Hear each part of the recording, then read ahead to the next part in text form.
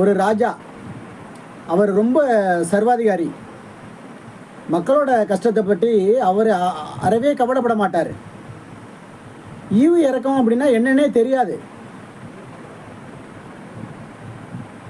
ஒரு சமயம் திடீர்னு அந்த நாட்டில் மழை குறைஞ்சி போச்சுது. மேடான பகுதிகளில் உள்ள மக்களுக்கு தண்ணீர் பஞ்சம் ஏற்பட்டு போச்சு.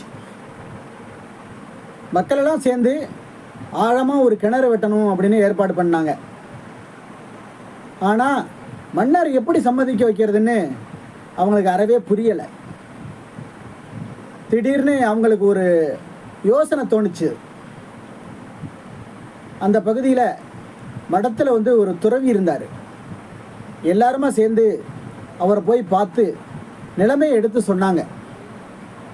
சரின்னு மன்னரை பார்க்க துறவி புறப்பட்டு நேராக மன்னரை போய் பார்த்தாரு. மன்னர் காது கொடுத்து கேட்குறதாவே இல்லை. திடீர்னு அந்த துறவி ராஜாவோட காலில் விழுந்துட்டாரு. மக்கள் எல்லாம் அதிர்ச்சி ஆயிட்டாங்க. அப்புறமா துறவிகிட்ட கேட்டாங்க, நீங்கள் எப்பேற்பட்ட மகான், நீங்கள் போய் ராஜா காலில் விழலாமா அப்படின்னு கேட்டாங்க. அதுக்கு அந்த துறவி சொன்னார்,